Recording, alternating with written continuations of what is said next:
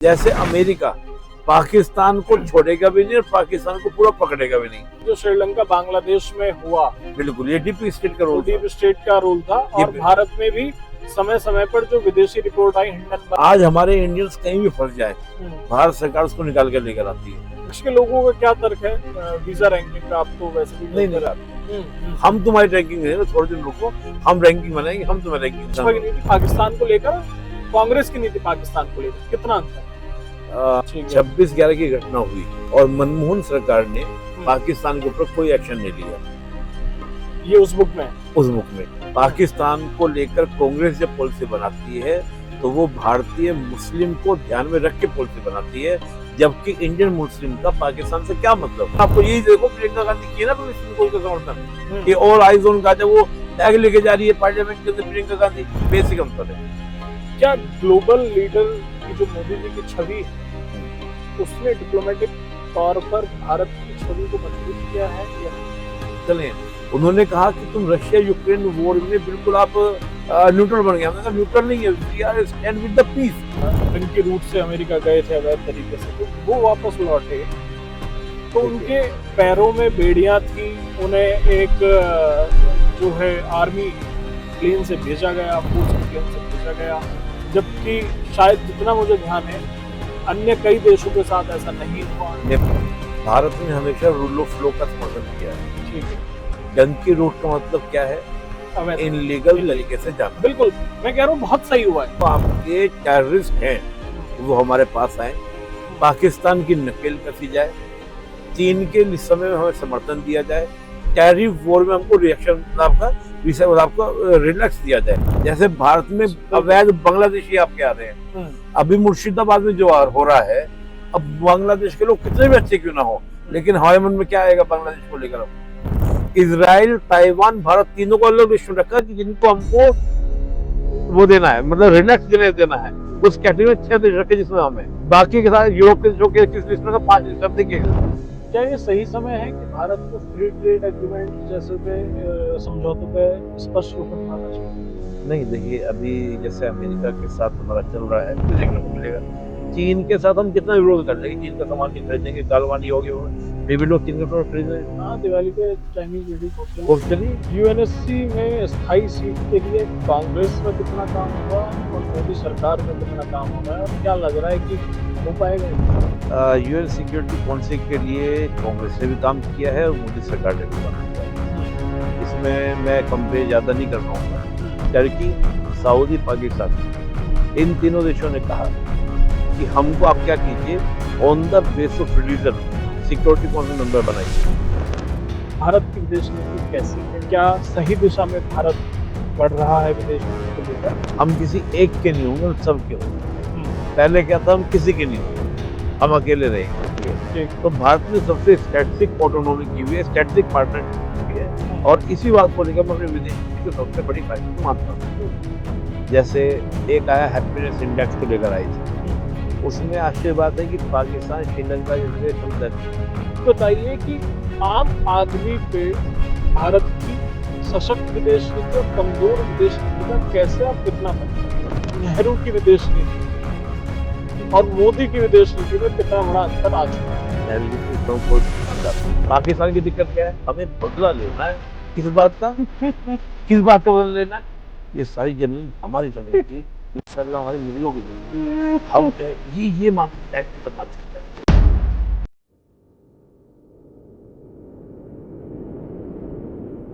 नमस्कार, the open podium देख रहे हैं आप। आपके साथ मैं हूं हर्ष त्यागी, और आज हमारे साथ मौजूद हैं विदेश मामलों के जानकार, लेखक, शिक्षाविद, राजनीतिक विश्लेषक निपुण आलम बयान जी।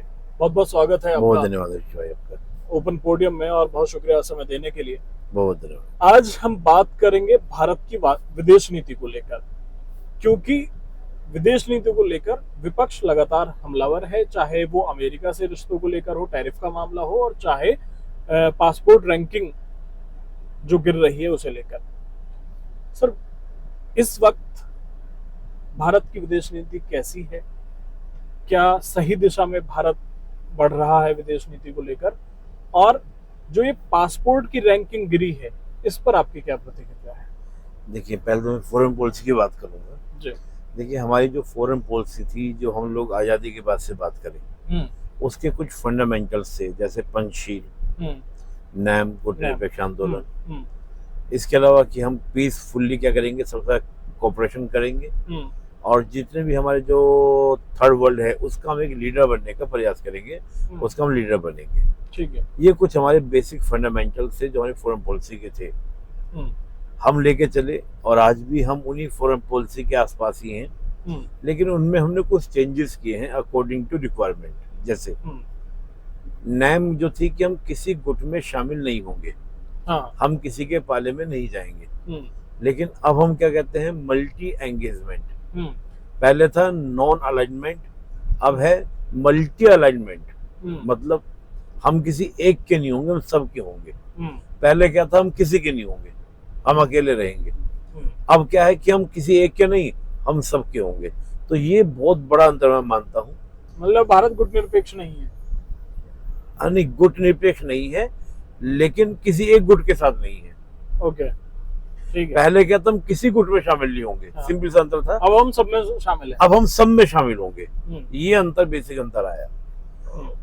दूसरा, हम अलायंस अलायंस का पार्ट नहीं बने। जैसे पहले भी गुट निरपेक्ष, हम किसी अलायंस का पार्ट नहीं बनेंगे, आज भी हम किसी अलायंस का पार्ट नहीं बने हैं, लेकिन हमने सबके साथ स्ट्रेटेजिक पार्टनरशिप की है। ठीक है। अलायंस में और स्ट्रेटेजिक पार्टनरशिप में अंतर ये हो जाता है कि जब हम अलायंस की बात करते हैं, यानी कि हम बात करते हैं गुट की, तो गुट में बहुत सारी बाध्यताएं होती हैं, जस्ट लाइक मैरिज, कि अगर पति में दुख आएगा तो पत्नी के ऊपर भी दुख नेचुरल आएगा, या पत्नी में दुख आएगा तो पति पे नेचुरल आएगा। That is the mean of the alliance. Strategic partnership कैसा है, जैसे बॉयफ्रेंड गर्लफ्रेंड का रिश्ता होता है। ठीक है।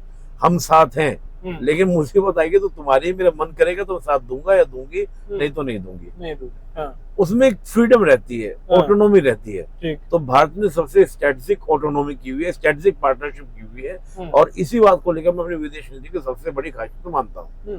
तो आज हम नाटो, क्या नाम का, नाटो के साथ भी अच्छे रिलेशन है, इसको हम लोग क्वाड बोल सकते हैं।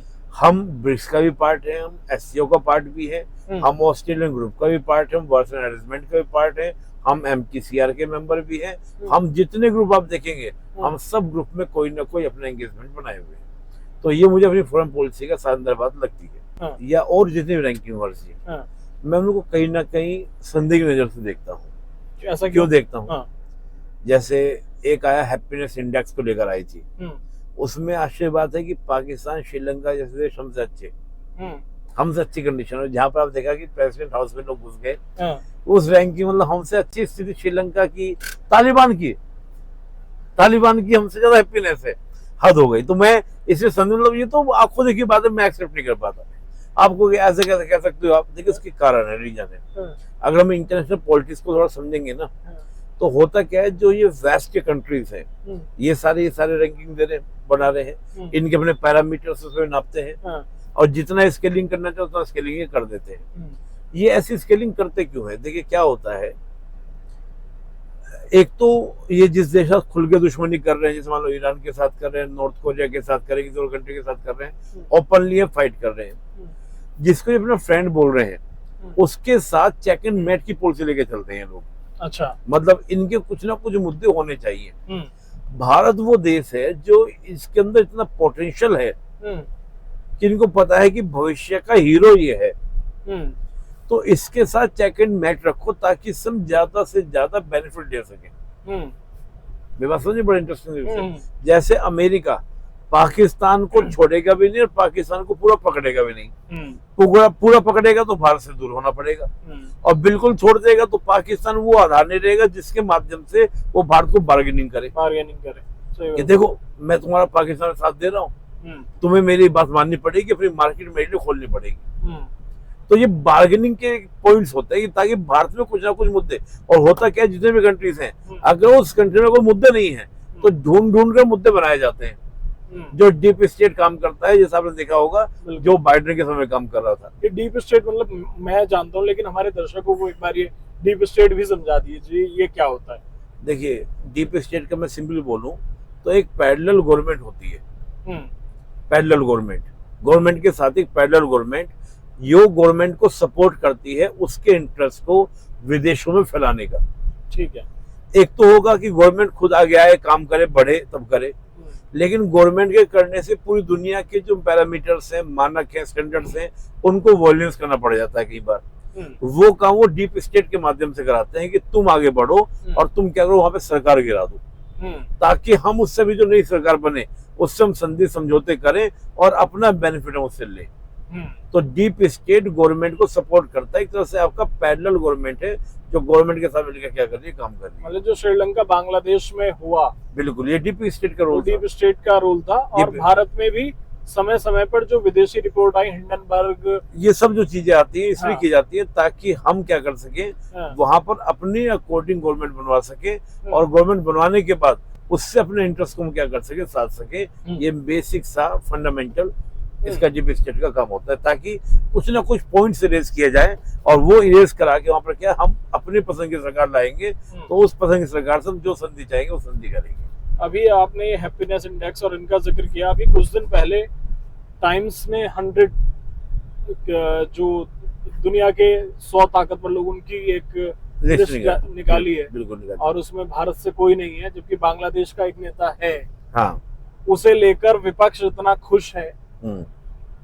मतलब वो कह रहे हैं कि ये मोदी राज में ऐसा पहली बार हुआ है कि भाई टाइम की 100 पावरफुल लोगों में से नहीं है कोई भी। जी। तो इस पर आपकी क्या राय है? देखिए, जब पीएम मोदी की आई थी तस्वीर उसी मैगजीन के अंदर, तब उसको कि पीएम मोदी कैसे आ गए, ऐसा कैसे डाल दिया।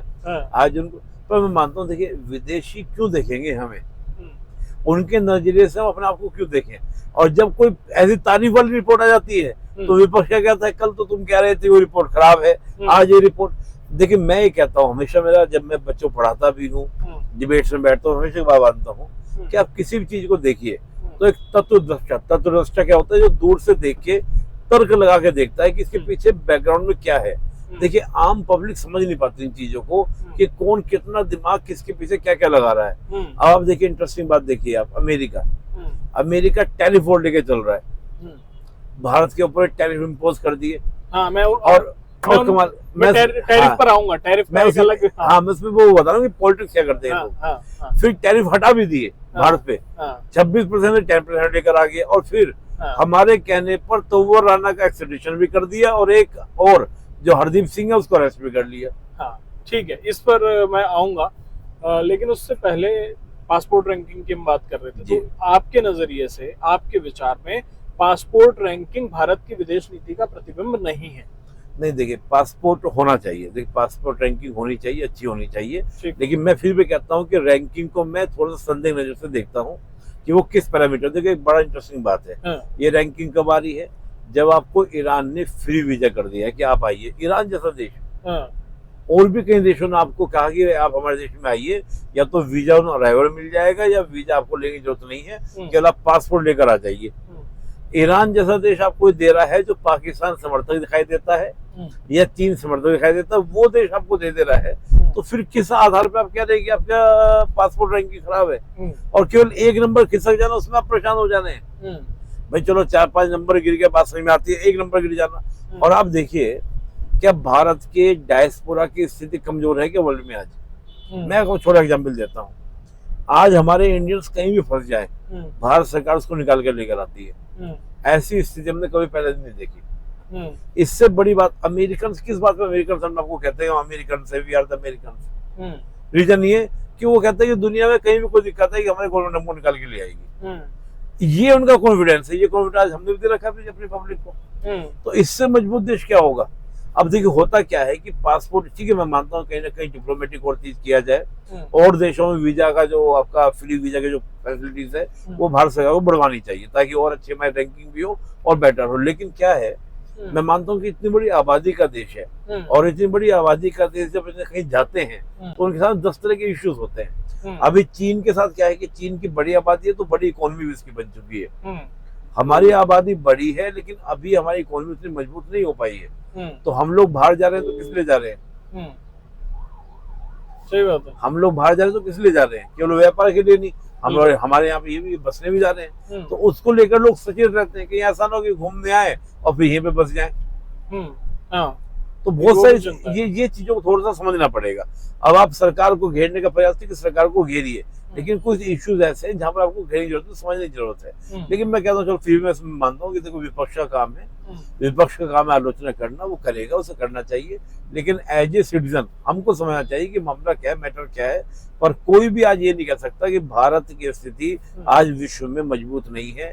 हम देखिए आपका रशिया यूक्रेन वॉर में क्या हमारी पोजीशन थी, किस तरह से हमने हैंडल किया, आप सोचिए। सत्ता पक्ष के लोगों का क्या तर्क है वीजा रैंकिंग का? आप तो वैसे भी मिलते नहीं। रहते हैं। हाँ नहीं, देखिए उनका कहना इतना ही है कि हमें और ज्यादा इसमें डिप्लोमेटिक प्रयास करने चाहिए और देशों के साथ बेटर बनाना चाहिए।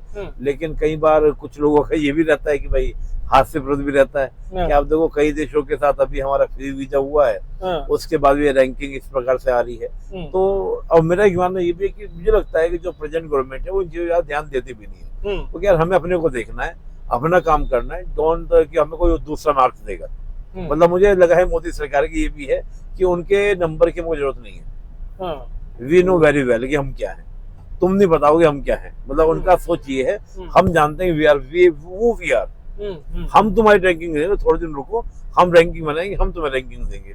और ये तो जयशंकर जी कह चुके हैं कि जिस तरह से आप पैरामीटर रख के आप रैंकिंग बनाते हो, हम रैंकिंग बनाना शुरू कर दे तो आपका लेवल कहाँ पर होगा। और आप खुद बताइए कि बांग्लादेश से अच्छी स्थिति हमारी है या नहीं है। ये तो अफगानिस्तान से, मतलब ये तो हंसने वाली बात है ना। अफगानिस्तान की रैंकिंग आप अच्छी दे रहे, श्रीलंका की रैंकिंग आप अच्छी दे रहे। तो मतलब मुझे खुद ही हास्यप्रद लगता है, तो मैं इसको ज्यादा सोचता नहीं हूँ। अभी आपने पाकिस्तान का जिक्र किया था कि अमेरिका इस तरह से इस्तेमाल करता है और अपने अपने नजरिए हैं। मैं ये समझना चाह रहा हूँ कि मोदी सरकार कह लीजिए, भाजपा कह लीजिए, कि भाजपा की नीति कांग्रेस को लेकर, माफी चाहूंगा, भाजपा की नीति पाकिस्तान को लेकर और कांग्रेस की नीति पाकिस्तान को लेकर कितना अंतर? अभी क्योंकि ये तो देखिए, ये तो हम सुनते हैं, अरे घर में घुस के मार दिया, ये तो एक ठीक है, वो सारी चीजें ठीक है। लेकिन अगर हम गहराई से नजर डालें तो कितना अंतर है दोनों की नीतियों में पाकिस्तान? अंतर इतना है, बस मैं एक सेंटेंस आपको बोल दूंगा। हाँ। बराक ओबामा की बुक है, मैंने वो बुक पढ़ी थी। ठीक है। वो पाकिस्तान को लेकर क्या लिखते हैं उससे आपको उत्तर मिल जाएगा एक ही लाइन में। 26/11 की घटना हुई और मनमोहन सरकार ने पाकिस्तान के ऊपर कोई एक्शन नहीं लिया। ये उस बुक में? उस बुक में। अच्छा। बराक ओबामा की। और क्या लिखते हैं वो, क्यों नहीं लिया? इसलिए नहीं लिया, इससे इंडियन मुस्लिम को दिक्कत हो जाएगी और हमारा वोट बैंक प्रभावित हो जाएगा। ये कांग्रेस की सबसे बड़ी भूल थी, बराक ओबामा जिक्र करते हैं अपनी किताब के अंदर। मीन डैट पाकिस्तान को लेकर कांग्रेस जब पॉलिसी बनाती है तो वो भारतीय मुस्लिम को ध्यान में रख के पॉलिसी बनाती है, जबकि इंडियन मुस्लिम का पाकिस्तान से क्या मतलब? आप जबरदस्ती उसको लिंक कर रहे हैं। आप इंडियन रख के नहीं बनाते, इंडियन रख के आप नहीं बनाते, आप इंडियन मुस्लिम के नजरिए से बना रहे हैं कि अगर हम पाकिस्तान को एक्शन लेंगे तो इंडियन मुस्लिम से नाराज हो जाएंगे। ये सोच गलत है आपकी। इंडियन मुस्लिम का लिंक क्यों है पाकिस्तान से? सही बात है। आप जानबूझ के उसको लिंक कर रहे हैं, आप फिलिस्तीन के कोस को समर्थन कर रहे हैं ताकि इंडियन मुस्लिम, आपको यही देखो प्रियंका गांधी की है ना फिलिस्तीन कोस का समर्थन कि ऑल आइज ऑन गाजा, वो बैग लेके जा रही है पार्लियामेंट के अंदर प्रियंका गांधी। मीन डैट यानी कि आप फिलिस्तीन से मुस्लिम को जोड़ रहे हैं। तो मुस्लिम बेचारा जो सीधा साधा जुड़ जाता है कि हमारा नीति प्रियंका गांधी जोड़ रही है। ये इंडियन मुस्लिम का क्या मतलब फिलिस्तीन से? इंडियन मुस्लिम का मतलब पाकिस्तान से। चलिए धार्मिक कोष पर तो हम भी कहते हैं भाई नेपाल में कुछ हो रहा है, बांग्लादेश में कुछ हो रहा है, लेकिन ये कि हम भारत को छोड़कर वहां जुड़ जाएंगे, आप जानबूझ के जोड़ रहे हैं। आपको 26/11 पे एक्शन लेना चाहिए था, लेकिन बीजेपी गवर्नमेंट इस बात को लेकर चलती। तो ये बेसिक सा फंडामेंटल आपको मैं बता दिया, that is a basic concept. दो ये बेसिक अंतर है। क्या ग्लोबल लीडर की जो मोदी जी की छवि है उसने डिप्लोमेटिक तौर पर भारत की छवि को मजबूत किया है या नहीं? देखिए इसका एक सिंपल सा एग्जांपल है, बहुत सिंपल सा एग्जांपल। G20 था, G21 बनाया और जो ग्लोबल थर्ड वर्ल्ड था उसका निर्विवाद रूप से हम उसके लीडर बने, चीन नहीं बन पाया। ठीक। तो ये स्पष्ट हमारे सामने है। तो ग्लोबल लीडर मोदी जी है। जितने ज्यादा civilian honour, highest civilian honour PM Modi को मिले हैं अलग अलग देशों में, आज तक किसी पीएम को नहीं मिले हैं। ये आपकी इमेज आपको दिखा रहा है। ठीक। आप वर्ल्ड के जितने कॉन्फ्लिक्ट है, चाहे रशिया यूक्रेन का वॉर रहा हो, इजराइल फिलिस्तीन का वॉर रहा हो, हमारा जो स्टैंड रहा उस स्टैंड के मुकाबले कोई देश ऐसा नहीं जो ऐसा स्टैंड, बिल्कुल डिफरेंट स्टैंड हमारा रहा। या तो सब लोग इसराइल के साथ में है या इसराइल के विरुद्ध में है, हम दोनों को बैलेंस किए। ये क्या आप इसको आप नहीं मानेंगे कि एक अलग बात है कि हम बिल्कुल डिफरेंट लेके चले हैं। उन्होंने कहा कि तुम रशिया यूक्रेन वॉर में बिल्कुल आप न्यूट्रल बन गए। हमने कहा न्यूट्रल नहीं है, we are stand with the peace, और पीस पर रहना न्यूट्रल रहना नहीं है। ये बात दुनिया के सामने डंके के साथ मंच पर खड़े होकर बोलना, that is a good thing. आप देखिए चीन की बात को लेकर मैं आपको एक बताऊंगा, आपके दर्शक भी देखें। सेंट पीटर्सबर्ग में मोदी जी का इंटरव्यू हुआ एक बार, ये शायद 2016 की बात है। ठीक। और वहां पे पुतिन साहब भी थे और अमेरिका की एक न्यूज एंकर थी, उनका नाम मिस कर रहा हूँ। 2016 का सेंट पीटर्सबर्ग में मोदी जी गए थे, तो आप डाल के देखिएगा सेंट पीटर्सबर्ग में मोदी जी का इंटरव्यू। ठीक। तो वहां पे न्यूज एंकर ने पूछा कि आप क्या सोचते हैं आने वाला सदी किसकी होगी, तो पीएम मोदी साफ साफ बोलते हैं कि भारत की होगी। हालांकि उन्होंने कहा कि पहले लोग सोचते थे कि शायद चीन की होगी, लेकिन मैं आपको गारंटी दे रहा हूँ भारत की होगी। दुनिया ये बात कहने लगी है। एक तो बात उन्होंने बोली, फिर चीन पर उनसे पूछा कि चीन को लेकर, तो कहते कि हमारे बीच कॉन्फ्लिक्ट है, लेकिन बॉर्डर पे आज तक किसी तरह का कोई भी डिस्प्यूट हमारा नहीं हुआ है। बहुत सारी बातें वो इंटरव्यू में कुल मिला के बात क्या थी, जब उन्होंने ये बात बोली कि भारत की होगी चीन की नहीं होगी, उसी के बाद आपको डोकलाम देखने को मिला 2017 में। लेकिन अगर एक नजरिया ये भी है, अभी जब कुछ दिन पहले जो डंकी रूट से अमेरिका गए थे अवैध तरीके से, जब वो वापस लौटे तो उनके पैरों में बेड़ियां थी, उन्हें एक जो है आर्मी प्लेन से भेजा गया, फोर्स के प्लेन से भेजा गया, जबकि शायद जितना मुझे ध्यान है अन्य कई देशों के साथ ऐसा नहीं हुआ। नेपाल के साथ नहीं हुआ। नेपाल के साथ नहीं हुआ। क्या वहां हमारी डिप्लोमेसी फेलियर नहीं है? नहीं। क्या हम उतना मैसेज अपना स्ट्रिक्ट नहीं दे पाए? क्या मोदी और ट्रंप की जो दोस्ती के किस्से गाए जाते थे, वो दोस्ती में कहीं कमजोरी आई है? देखिए इसमें दो तीन चीजें हैं। हाँ। अभिषेक जी, हाँ। थोड़ा सा ना हमको किसी भी देश की डोमेस्टिक पॉलिटिक्स को देना पड़ता है। ठीक है। पहली बात ये। दूसरी बात, भारत ने हमेशा रूल ऑफ लॉ का समर्थन किया है। ठीक है। डंकी रूट का मतलब क्या है? इनलीगल तरीके से जाना। बिल्कुल, मैं कह रहा हूँ बहुत सही हुआ है। हाँ बहुत सही ना। हाँ। इनलीगल तरीके से जाना। भारत अगर उसमें ज्यादा बोलता, क्योंकि भारत हमेशा रूल ऑफ लॉ की बात करता है, चाहे रशिया यूक्रेन वॉर में बात हो, इजराइल फिलिस्तीन, तो भारत का रूल ऑफ लॉ का कोस रहा है। हम यूएन की जो सिक्योरिटी में परमानेंट मेंबरशिप मांग रहे हैं, तो उसको भी हम रूल ऑफ लॉ के तहत बात करते हैं कि रूल ऑफ लॉ के तहत होना चाहिए। तो जो देश रूल ऑफ लॉ की बात करता है, तो उसको इस मुद्दे बोलने वाली बात बनती नहीं है। पहली तो बात ये। दूसरी बात ये, चीन हो, नेपाल हो, कितनी बड़ी जनसंख्या जा रही है अमेरिका में, आप थोड़ा समझिए। वहां पे ज्यादा लोग कौन है? आपको हर तीसरा बंदा, नासा में आप जाएं तो हर तीसरा बंदा आपको वहां पर देखने को मिलेगा इंडियन साइंटिस्ट। हर तीसरा बंदा वहां पर डॉक्टर इंजीनियर आपको कौन मिलेगा? इंडियन मिलेगा। डॉक्टर इंजीनियर साइंटिस्ट 33%, यानी कि 1/3 वहां पे कौन आपके इंडियंस हैं। जब मैं नहीं बोल रहा हूँ HRD ऑफ द अमेरिका। ठीक है। अमेरिका के लोगों में क्या है कि हाँ इंडियंस हमारी नौकरियां खा रहे हैं। डोनाल्ड ट्रंप को भारी बहुमत से वहां के लोगों ने चुना है, तो वो अपने लोगों को मैसेज देना चाहेगा, देखो भाई तुम इंडियन से टेंशन मत लो, उनके अगेंस्ट में एक्शन ले रहा हूँ तगड़े वाले। ठीक है। तो थोड़ा सा उसको भी आप उस पहलू को देखें, है ना। और जब फॉरेन पॉलिसी की बात होती है, तो फॉरेन पॉलिसी में देखना होता है कि हमारा जो नेशनल इंटरेस्ट है, हमारा नेशनल इंटरेस्ट है कि जो आपके टेररिस्ट हैं वो हमारे पास आए, पाकिस्तान की नकेल कसी जाए, चीन के समय में हमें समर्थन दिया जाए, टैरिफ वॉर में हमको रिएक्शन आपका रिलैक्स दिया जाए। और मैं अभी बता रहा हूँ आपको, अमेरिका डोनाल्ड ट्रंप ने 5 लिस्ट बनाई है। उसमें एक लिस्ट बनाई है कि जिसके साथ तुमको क्या करना है, टैरिफ वॉर में रेसिप्रोकल जो टैरिफ वो लगाना है, जिसमें चीन और कनाडा सिर्फ 2 का नाम रखा है उसने। इनको हमको उसी तरह से रेसिप्रोकल टैरिफ में आपको क्या करना है, आंसर देना है। दूसरा लिस्ट बनाई कि जिनका हम नेगोशिएशंस करेंगे, उसमें यूरोप के बहुत सारे देश शामिल हैं। तीसरी बनाई कि नहीं, जिसको हमको छूट देनी है, जिसमें 6 देश शामिल किए हैं, इजराइल है, भारत है और आपका ताइवान है और 3 देश और हैं। आप सोचिए, अमेरिका इजराइल के साथ भारत को रख रहा है, तो मीन डेट, ठीक है ना। तो एक बड़े कैनवास पर चीजों को देखिए। ठीक है, लेकिन जब अन्य देशों को नॉर्मल तरीके से भेज दिया जाता है, और फिर भारत वालों के साथ बेड़ियां लगा दी जाती हैं, तो कहीं ना कहीं एक मैसेज तो आप दुनिया को दे रहे हैं ना कि भाई या तो आपका नियम सबके लिए एक सा होता, या फिर अगर आप इस तरह से कर रहे हैं तो कहीं ना कहीं फिर तो कुछ तो है मतलब। नहीं, मैं आपकी बात हर चीज बिल्कुल करेक्ट बात बन रहा हूँ, लेकिन मेरी बात आपको समझिए। मैं आपकी बात वो समझ गया, लेकिन मुझे लगता है कि या तो ट्रम्प अपनी चतुराई दिखा रहा है। नहीं, चतुराई तो हर कोई सिखाएगा हम भी दिखाएंगे, लेकिन देखिए क्या है ना, मैं जो कह रहा हूँ कि क्या भारत के लोगों की डिमांड कम होगी? इंडिया का, वर्ल्ड का सबसे बड़ा डायस्पोरा आज किसका है? According to ILO, international labour organisation का पॉपुलेशन डिपार्टमेंट है, सबसे बड़ा डायस्पोरा वर्ल्ड में किसका है? आपका इंडिया का है, भारत का है। ठीक है जी। पूरी दुनिया में भारतीय छाए हुए हैं। गल्फ के कंट्रीज में अगर भारतीय आज निकल कर आ जाएं, 60% वहां पर जितने वर्कर्स हैं वो इंडियंस हैं। ठीक।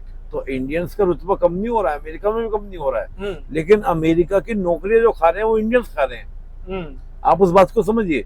जैसे भारत में अवैध बांग्लादेशी आपके आ रहे हैं, अभी मुर्शिदाबाद में जो हो रहा है, अब बांग्लादेश के लोग कितने भी अच्छे क्यों ना हो, लेकिन हवाई मन में क्या आएगा बांग्लादेश को लेकर? अब पहले से अब रोहिंग्या मुस्लिम 2013 में आके बिहार में, गया में बम ब्लास्ट कर देते हैं, तो रोहिंग्या मुस्लिम से लव कैसे हो सकता है हमको? तो वो थोड़ा सा एक इस चीज को देखिए, फॉरेन पॉलिसी जब बनती है ना, थोड़ा सा डोमेस्टिक पॉलिटिक्स को देखने के साथ आप बनाएंगे तो थोड़ा दिमाग में कॉन्सेप्ट क्लियर ज्यादा अच्छे से होगा। तो आप ये कह रहे हैं कि टैरिफ अगर बढ़ा है या वीजा नियमों में सख्ती हुई है तो उसका भारत और अमेरिका के संबंधों में कोई तनाव नहीं है? कोई तनाव नहीं। मैं आपको एक IR का, इंटरनेशनल रिलेशन का, आप मेरे से बात कर चर्चा कर रहे हैं। इंटरनेशनल रिलेशंस में मेन होता है स्ट्रेटेजिक रिलेशन, ना कि इकोनॉमिकल रिलेशंस। मैं आपको थोड़ा एग्जांपल देता हूँ। चीन और भारत का व्यापार कितना है? मुझे एग्जैक्ट ऐसे 150 बिलियन से ज्यादा है। पाकिस्तान के साथ इकोनॉमिकल व्यापार कितना है चीन का? 10 बिलियन। ठीक है। लेकिन मैं आपसे पूछूं, चीन के संबंध भारत से अच्छे हैं, पाकिस्तान से ज्यादा अच्छे हैं? आप क्या कहेंगे? पाकिस्तान। रीजन, क्योंकि चीन और पाकिस्तान का स्ट्रेटेजिक रिलेशन बहुत अच्छे हैं। मेन होता है स्ट्रेटेजिक रिलेशन। व्यापार तो एक ऐसा है कि आज तुमसे सामान खरीद रहे हैं, कल तुमसे खरीद रहे हैं, कल फिर तुमसे खरीदने लगेंगे, जहां फायदा मिलेगा हो जाएगा। आज अमेरिका को लग रहा है कि भारत को 26% टैरिफ दिया, फिर 10% कर दिया, और चीन के ऊपर कितना? 245%। 245%, और हमारे पे कितना? 10%। हमारे लिए तो पोर्शन दे दिया अमेरिका ने। जो अमेरिका ने स्टार्टिंग में टैरिफ एकदम इम्पोज किया, सब देशों के साथ नापा, फिर 10% भारत को क्यों कर दिया? और मैंने आपको क्या बोला अभी, इजराइल, ताइवान, भारत तीनों को अलग लिस्ट में रखा कि जिनको हमको वो देना है, मतलब रिलैक्स देना है, उस कैटेगरी में 6 देश रखे जिसमें हम है। बाकी के साथ यूरोप के देशों के किस लिस्ट में? 5 लिस्ट। आप देखिएगा 5 लिस्ट में यूरोप के देश को रखा कि जिनके साथ को नेगोशिएशन करने हैं। कनाडा, चीन एक जगह है, एक कैटेगरी से 2 देश कि जिनको साथ हमें रेसिप्रोकल टैरिफ करना है, क्योंकि कनाडा में जस्टिन ट्रूडो और चीन से सीधा मुकाबला। हम वहां पे आगे नहीं आ गए। तो देखिए अमेरिका को, और ये नहीं कि अमेरिका पे कोई एहसान कर रहा है डोनाल्ड ट्रंप और मोदी की दोस्ती की वजह से। रीजन क्या है कि उनको भारत की मार्केट का एक्सेस चाहिए, और एक्सेस कैसे मिलेगा? जब वो टैरिफ रिड्यूस करेंगे। तो जो टैरिफ है, जो भी है, जितना भी बढ़ेगा, भारत के लोगों पर कितना असर होगा? देखिए एक तो सिंपल बात देखिएगा, मैं थोड़ा आपको बेसिक सा फंडामेंटल बताता हूँ। बात है 90s की। 90s में जब LPG अमेरिका लेकर आया, लिबरलाइजेशन, प्राइवेटाइजेशन, ग्लोबलाइजेशन, भारत में उद्योग स्टार्ट हुआ था, तो उनके इकोनॉमिस्ट ने कहा कि एक काम करो, भारत के जितने प्रोडक्ट आ रहे हैं हमारे यहाँ पर, उन पे आप टैरिफ कम से कम लो। इससे क्या होगा? इंडिया का प्रोडक्शन बढ़ेगा, वो ज्यादा ज्यादा हमारे यहाँ सप्लाई करेंगे। जब इंडिया का ये कैपिटलिज्म की जब वो बात समझिएगा, और जब भारत का प्रोडक्शन बढ़ेगा, वो एक्सपोर्ट करेंगे, तो इंडियंस के पास क्या आएगा? पैसा आएगा। और एक मेंटलिटी जब पैसा आता है तो कैपिटलिज्म आपके अंदर डेवलप होता है। कैपिटलिज्म, और कैपिटलिज्म क्या करता है? भौतिकवाद की ओर लेके जाता है, फिर ये हमारे प्रोडक्ट को परचेज करेंगे। ठीक है। इस फिलोसफी में उन्होंने हमको टैरिफ को कम किया था। आज वो टैरिफ बढ़ाने की बात क्यों कर रहे हैं? क्योंकि इंडिया अच्छा खासा प्रोडक्शन करने लगा है, और हम उनके प्रोडक्ट्स को इंडियन के मार्केट में आने नहीं दे रहे हैं। जैसे आपका हार्ले डेविडसन की बाइक है, 5 लाख की बाइक है, 5 लाख का हमने उस पर टैक्स लगा दिया, 10 लाख की बाइक होगी मार्केट में। लेकिन अगर उसको हम कम कर दें तो बुलेट के जगह लोग हार्ले डेविडसन खरीदना शुरू कर देंगे। ये उनकी चिंता है कि आप हमें टैरिफ इंट्रोड्यूस नहीं कर रहे हो अपने कंपनी। अब होगा क्या, जैसे चीन के ऊपर तो हमने खूब सारे टैरिफ लगा दिए, इंडिया पर टैरिफ हमने 10% कर दिया।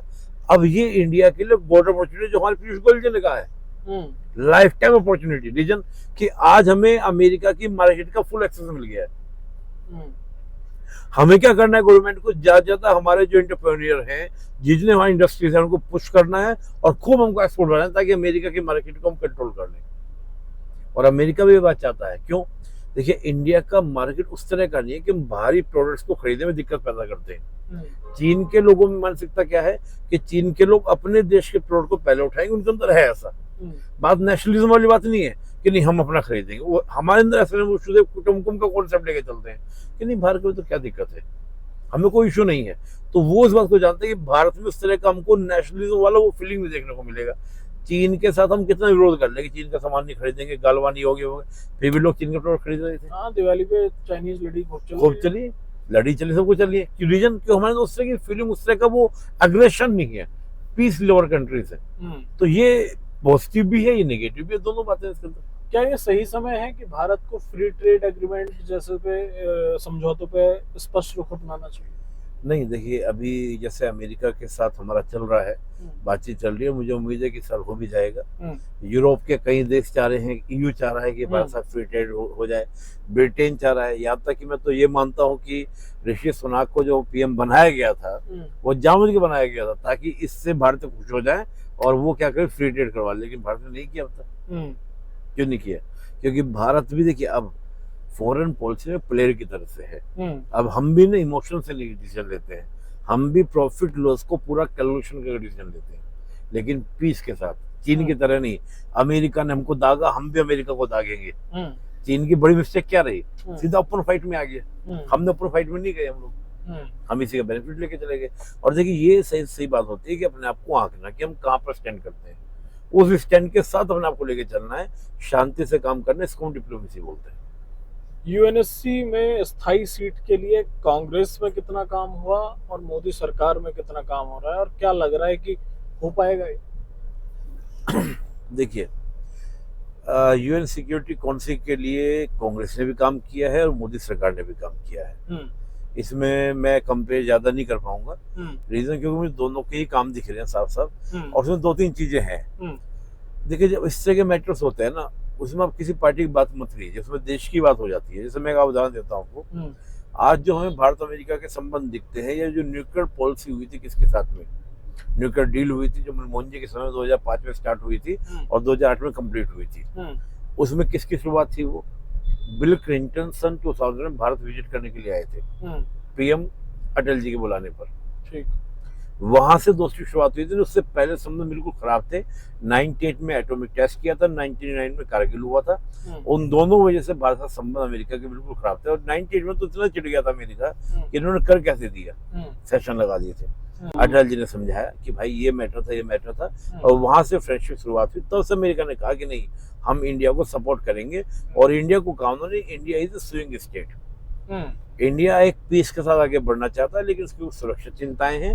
और फिर हम देखें तो जॉर्ज बुश के समय उन्होंने कहा कि ठीक है, हम लोग न्यूक्लियर डील की बात करते हैं, लेकिन वो मनमोहन जी के समय उन्होंने प्रस्ताव पेश कर दिया। अटल जी ने उसकी शुरुआत कर दी थी 2002 में। ठीक है साहब, 2005 में डील आई। अब 2008 में जब डील होने लगी तो कम्युनिस्ट पार्टियों ने कांग्रेस पार्टी समर्थन वापस ले लिया। देख, मैं इंटरेस्टिंग बता रहा हूँ, हमारी पार्टियों की ये अच्छी बात है हमारी डेमोक्रेसी की। तो जैसे ही कम्युनिस्ट पार्टी ने सपोर्ट लिया वापस, तो मनमोहन सरकार गिरने वाली थी, तभी मुलायम सिंह यादव जी की पार्टी सपा ने समर्थन दिया कांग्रेस को। तो अब देखिए, बीजेपी कांग्रेस सपा एक साथ आ गई, कम्युनिस्ट विरोध में खड़े हो गए अमेरिका के सामने। ठीक है, इतना कॉन्सेप्ट क्लियर हुआ। तो मीन दैट पार्टी आपको राष्ट्रीय बातें कर रहे हैं। अब ये बात रही कि सिक्योरिटी काउंसिल में हम देखें, चाहे वो मनमोहन जी का समय था, सभी देश लगातार तारीफ कर रहे थे कि भारत को मेंबर बनना चाहिए। चीन विरोध कर रहा था। लेकिन जितनी उग्रता के साथ भारत ने इस बात को अब उठाना शुरू किया, और मुझे याद आता है सुषमा स्वराज जी जब थी, अब तो उनका नहीं रही, स्वर्गस्थ हो गया। सुषमा जी ने जब एनएसजी की मेंबरशिप हमने पहले ट्राई किया कि जो छोटे छोटे ऑर्गेनाइजेशंस हैं इंटरनेशनल, उसमें मेंबर बनने का प्रयास करते हैं।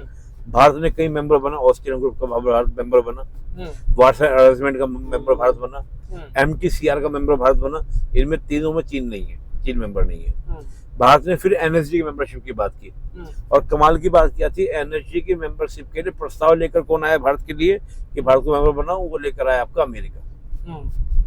हालांकि प्रस्ताव पास हुआ क्योंकि उसका चीन ने विरोध कर दिया। तो अब एनएसजी में जब हम मेंबर नहीं बन पाए तो वो क्लियर हो गया कि जब एनएसजी में 46 देशों के रूप में मेंबर नहीं बन पा रहे हैं तो सिक्योरिटी काउंसिल में कैसे मेंबर बनेंगे।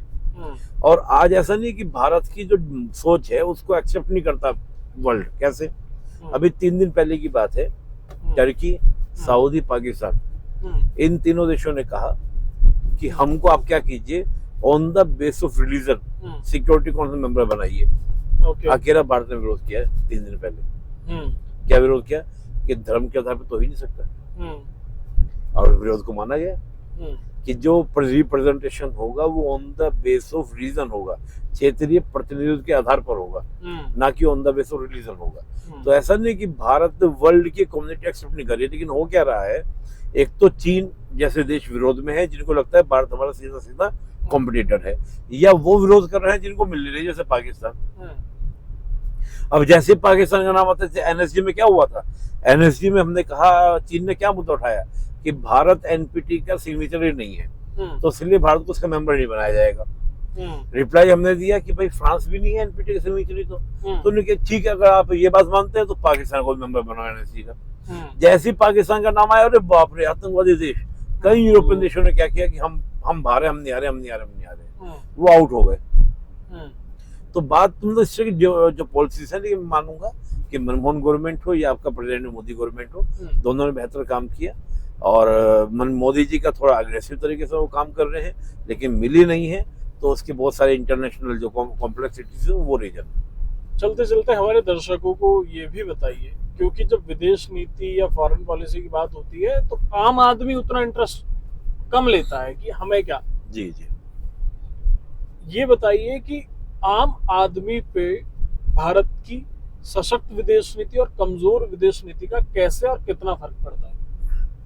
देखिए, पूरा इम्पैक्ट पड़ता है। अभी हम लोग गाड़ी में बैठे हुए हैं और हम सामने भी गाड़ी देख रहे हैं, जा रहा है। विदेश नीति हमारी अच्छी होगी, हम बार्गेनिंग की पोजीशन में अच्छे होंगे, तो जो गाड़ी आज हमको 10 लाख की मिल रही है वो हमको 9 लाख की मिल सकती है, इसका इम्पैक्ट होगा। हम जो बाहर से सामान लेकर आ रहे हैं, मैं इकोनॉमिकल इम्पैक्ट की बात कर रहा हूँ, वो हमको सस्ते और महंगे मिलेंगे, इसका इम्पैक्ट हमारी विदेश नीति पे होता है। दूसरा, हमारी सिक्योरिटी का इम्पैक्ट होता है। पहले हमको सुनने को मिलता था यहाँ बम धमाके, वहाँ बम धमाके, 26 घटना हुई, लोग जा रहे हैं, फिर घर जाना चाह रहे हैं, लेकिन वहाँ पे अफजल वो ये जो कसाब था वो गोलियां चला रहा है, लोग मर रहे हैं। विदेश नीति अच्छी होगी तो पाकिस्तान में पूरा दबाव है कि ऐसी हरकतें मत कर देना वहां पर। अगर करोगे, एक तो इंटरनेशनल दबाव है, और दूसरा हम जाके मारते हैं, अंदर घुसकर मारते हैं, तो उसका इम्पैक्ट है या नहीं है? आज भारत में प्रत्येक व्यक्ति सुरक्षित महसूस कर रहा है, नहीं कर रहा है कि भैया वो बम धमाके, वो अटैक होने बंद हो गया, आतंकवादी हमले, तो क्या ये सीधा सीधा इम्पैक्ट नहीं पड़ रहा है लोगों के ऊपर, लोगों के जीवन के ऊपर? कल को हमारे भारतीय आम व्यक्ति जब विदेश में काम करने के लिए जाते हैं और वहां पे इंडिया को टिकट गारंटी नहीं लिया जाता, बल्कि पोस्ट की तरीके से लिया जाता है, ये इम्पैक्ट है, लेकिन लीगल तरीके से जाए, तो जो हमने अपनी पहचान बनाई कि we are stand with the legal, तो उसका इम्पैक्ट पड़ता है। तो मैं ये नहीं कहता कि गरीब से गरीब व्यक्ति, बिल्कुल हाशिए में रहने वाला जो व्यक्ति है उसके ऊपर भी आपकी विदेश नीति का इम्पैक्ट पड़ता है। और उदाहरण जो आप देखते हैं कि सामाजिक आर्थिक जो इकोनॉमिकल सोशल काउंसिल है यूएन की, वो हर देश को फंडिंग करती है वहाँ के सोशल जस्टिस के लिए, वहाँ के वेलफेयर के लिए। वो हमारे देश को अच्छा फंड मिलता है वहाँ से, जिसका सीधा सीधा इम्पैक्ट हमारे गरीब जनता पर पड़ता है। तो बहुत सारे इम्पैक्ट पड़ते हैं। मैं मानता हूँ कि हर व्यक्ति को फॉरेन पॉलिसी में इंटरेस्ट लेना भी चाहिए। और चलते चलते फिर ये भी बता दीजिए आप जी कि ज्यादा बड़ा आप भले ही जवाब ना दें, लेकिन एक छोटा जवाब ये दे दीजिए कि नेहरू की विदेश नीति और मोदी की विदेश नीति में कितना बड़ा अंतर आ चुका है। क्योंकि अभी तक हमने बात करी रिसेंट मनमोहन सिंह और ये, लेकिन विदेश नीति में जब कांग्रेस बात करती है तो कहती है कि नेहरू जी की ऐसी थी।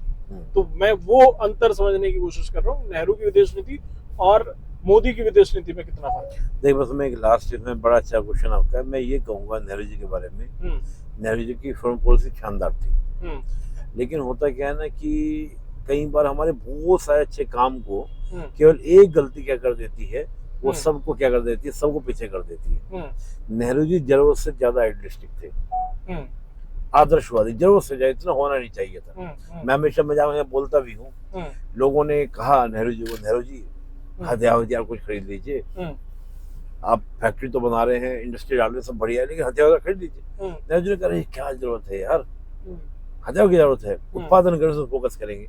नेहरू जी को कहा, नेहरू जी कोई अटैक वटैक कर दे हमारे ऊपर, अरे कौन अटैक करेगा, अभी सेकंड वर्ल्ड वॉर हुआ ही है यार, दुनिया लड़के थक चुकी है, कौन अटैक करेगा। नेहरू जी फिर भी सोचो, आप जैसे 1947 पाकिस्तान ने कर दिया, तो अब नेहरू जी ने कहा क्यों टेंशन लेते हो, यूएनओ है ना, इसलिए यूएनओ बना है। अब ये वाली बात है, आप एक सुनसान सड़क पे जा रहे हैं, आप गाड़ी से जा रहे हैं, तो गाड़ी में अगर एक लठ रख लेंगे आप अपनी सिक्योरिटी के लिए, अरे पुलिस को आने में आधा घंटा लगेगा, आधा घंटा तो गुंडे काम करके चले जाएंगे। आप अगर एक पिस्टल रख लेते हैं, मैं ये नहीं कह रहा कि पिस्टल से आपको जाके मार देना है, लेकिन सेल्फ सिक्योरिटी तो अपने हाथ में रखनी चाहिए ना। तो नेहरू जी यहाँ पर एक आइडियलिस्टिक जो अप्रोच थी ना, वो हमको नुकसान देगी। 1962 को आज से हम बोल नहीं पा रहे हैं, चीन रह रहे कम याद दिला, 62 याद दिला देंगे। आपका 54 में जो आप पंचशील एग्रीमेंट किए, क्या लाभ मिला आपके पंचशील एग्रीमेंट का, और उसका इम्पैक्ट ये निकला 62 का कि आज तक हम अपने पड़ोसियों को मैनेज नहीं कर पाए। नहीं तो 1947 में चाहे नेपाल हो, नेपाल का राजा त्रिभुवन वो भागकर हमारी एम्बेसी में आ गया था और बोला कि हमको तो नेपाल को अपने में मिला लो भैया, आप जैसे और रियासतों को मिला रहे हो। हमने मना कर दिया। भूटान ने हमसे संधि की, सिक्किम ने हमसे संधि की, नेपाल ने हमसे संधि की, ये सारे हमारे साथ में थे, लेकिन 62 के वॉर ने सब बदल दिया।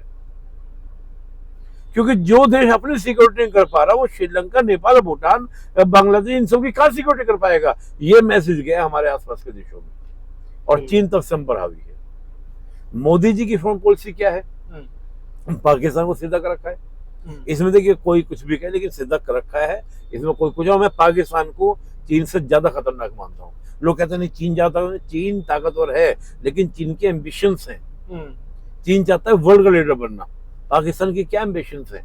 पाकिस्तान का मुनीर आज भी कह रहा है कि हिंदू हमसे अलग है, टू नेशन थ्योरी, परसों के भाषण उसका सुनिए आप, वो आज भी उस 1946 में बैठे हुए हैं, डायरेक्ट एक्शन की बात सोच रहे हो तो भी बैठकर वो अपने बच्चों को आज भी सिखा रहे हैं। चीन कम से कम, चीन तो कह रहा है मुझे आगे बढ़ना है। चीन तो समझदार है, जैसे अमेरिका में डोनाल्ड ट्रंप आए, चीन हमसे हाथ मिलाने लगा है, कह रहा क्लास मान शुरू करेंगे, अब हम भारत को छूट देंगे जी, हम ये करेंगे, पीछे सेना हटा रहे हैं जी, सीधा हो गया। ये बदतमीजी आज भी नहीं करता है, कुछ भी हो जाए ये वही मानसिकता जो 47 में थे, इंशाल्लाह अल्लाह ये कर दे, वो आज भी उसी मानसिकता में। ये सब गुंडे मवाली हैं। तो चीन को मैं तो खतरनाक नहीं मानता, चीन को मैनेज करना है। और जाहिर सी बात है भाई, हम में अंतर जाता है, तो चीन को मैनेज करना, ताकतवर हमको दबाना। देखिए दिक्कत क्या है, चीन क्या चाहता है कि इंडिया ये कह दे कि China is the boss. Bharat ये कहने को तैयार नहीं। चीन की ये दिक्कत और कोई दिक्कत नहीं है। पाकिस्तान की दिक्कत क्या है, हमें बदला लेना है। किस बात का किस बात का बदला लेना है?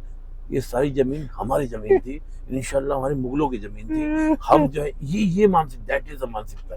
यही तो मानसिकता आपको बांग्लादेश में देखने को मिल रही है। बिल्कुल। अरे मोहम्मद यूनुस मतलब साफ साफ कह रहा है कि तुम्हारे यहाँ माइनॉरिटीज, यहाँ पे हिंदू मारे जा रहे हैं मुर्शिदाबाद में, और वो कह रहा है माइनॉरिटीज। मतलब कुछ भी कहेंगे, अपना देखना नहीं, कुछ भी कहे तो कुछ भी बोल दो। मुनीर का सुना आपने परसों भाषण क्या था कि हम हिंदुओं से अलग है ना, जिन्ना कह के चले गए, तुम आज भी इसी बात में मुस्लिम। आज तो मतलब ये तो मुझे थोड़ा सा पाकिस्तान को लेकर थोड़ा सा इस टाइप का फीलिंग रहती है कि देखिए चीन नहीं बोलेगा इस मैटर्स में। आप बोले मुर्शिदाबाद मैटर बोला क्या, और मैटर में पाकिस्तान कहता है, इमरान खान भी कहता था कि भारत में इस्लामोफोबिया हो रहा है, मुस्लिम। तुम्हारा यहाँ पर परसेंटेज गिर गई, हमारे यहाँ परसेंटेज मुस्लिमों की बढ़ रही है। बकायदा बीजेपी गवर्नमेंट इसको कहते हैं कि बीजेपी गवर्नमेंट एंटी मुस्लिम हो, उसके समय में तुम इतने प्रदर्शन कर पा रहे हो, आप इतने आंदोलन कर पा रहे हो। तो यहाँ वाकई व्यक्ति की आजादी है या नहीं है? आप सोचिए, अगर वाकई में एंटी हिंदू है, एंटी मुस्लिम है बीजेपी, तो हिम्मत पड़ती किसी मुस्लिम की आंदोलन करने की? बिल्कुल। आप सोचिए, आप संभल में जाइए किस प्रकार से हंगामा हुआ था। आप यूपी में बहुत सारे हंगामे हुए हैं। तो बात ये है। ठीक है, बहुत बहुत शुक्रिया आपका, और बहुत धन्यवाद। बहुत धन्यवाद।